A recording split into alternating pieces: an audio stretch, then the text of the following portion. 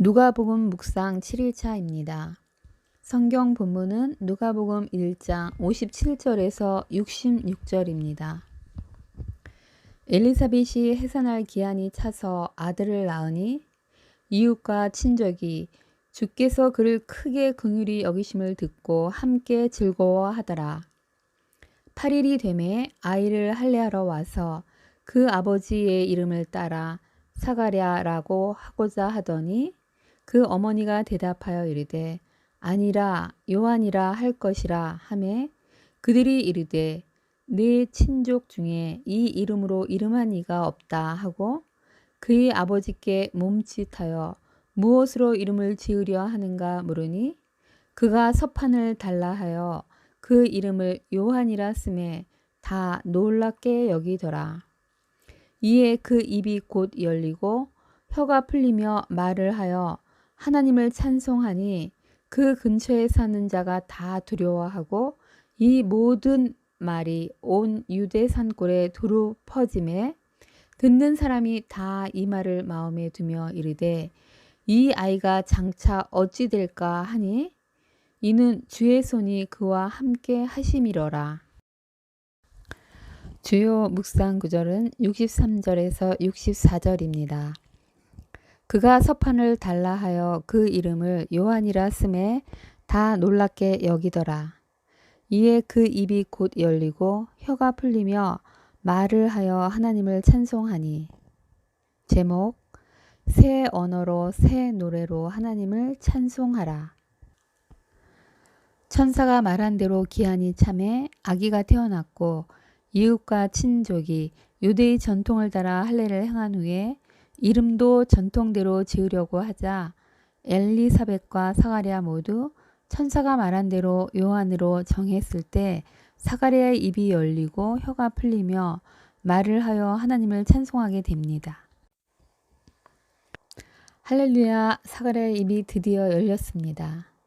입이 닫혔을 때는 찬송을 할 수도 말씀을 전할 수도 예수를 전할 수도 없었지만 입이 열렸기에 사가랴는 가장 먼저 하나님을 찬송합니다. 우리는 신체의 어느 부분을 다쳤을 때 그 신체의 건강함이 얼마나 중요한지 깨닫게 됩니다. 그리고 다치기 전에 몰랐었는데 다치고 난 후에 그 신체로 할 수 있었던 일 중 진짜 중요했던 것이 무엇인지 깨닫기도 하고 그 일을 안 한 것을 후회하기도 하고 또 회복이 되면 그 일을 먼저 하겠다는 마음을 먹기도 합니다. 사가랴도 그랬을 것입니다. 말을 못하게 되었을 때 그는 하나님을 마음껏 찬송하지 못하는 것이 가장 마음이 아팠던 것 같습니다. 그래서 입이 열리자마자 그는 하나님을 찬송합니다. 입을 열어 하나님을 찬송할 수 있음이 얼마나 감사한 일인지를 깨달은 것입니다. 마음껏 하나님을 찬송하는 입술이 되게 하옵소서.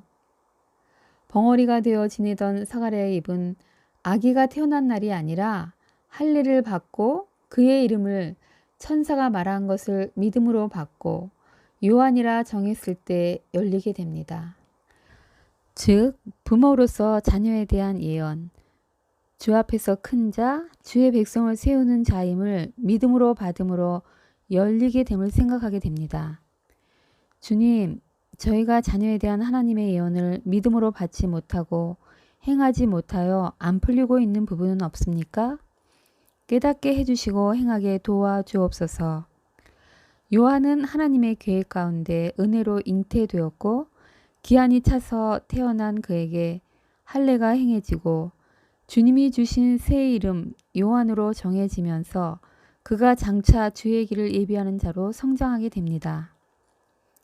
우리도 주님의 전적인 은혜로 택정함을 받아 주 예수님을 구주로 영접하고 세례를 통해 성령을 받고 그리스도인이라는 새 이름으로 거듭난 새 사람으로 살게 됩니다.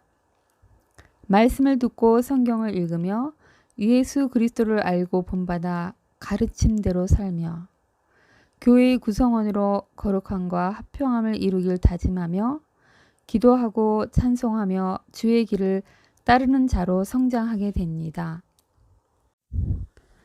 주님, 저희를 그리스도인으로 살게 해주셔서 감사합니다. 이름에 걸맞게 그리스도인의 향기가 나는 삶을 살게 도와주옵소서. 주님께 찬송을 올려드립니다.